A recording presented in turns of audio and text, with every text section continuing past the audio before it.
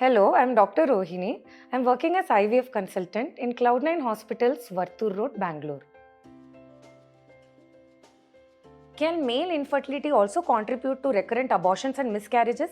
Yes, it does. So usually in an infertile male, because there is reduced count and sometimes the shape of the sperms is also abnormal, these kind of abnormal sperms, when they undergo fertilization and they form an embryo, there is increased chances of genetic abnormality in these embryos. Secondly, whenever there are abnormal semen parameters, usually these sperms are associated with more DNA damage in them.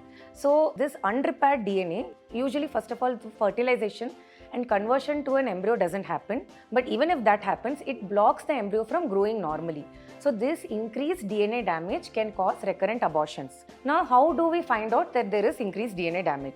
So for that, there is an important test that we call as DFI, DNA Fragmentation Index. So usually there is a cutoff. When DFI is more than 30%, then there is increased chance of DNA damage in the sperm and then increased chances of abortion.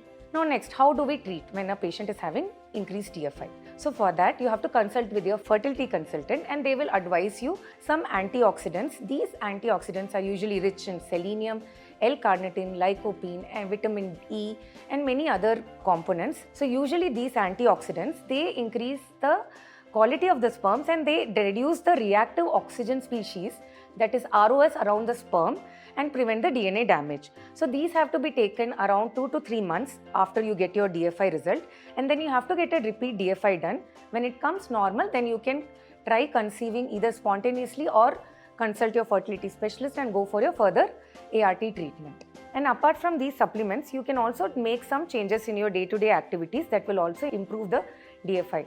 That is, improve your diet, reduce your sugar levels, reduce your alcohol, completely cut off your smoking, and then take adequate rest, do exercise, lose weight, and have a basically healthy lifestyle. This also improves your DFI test.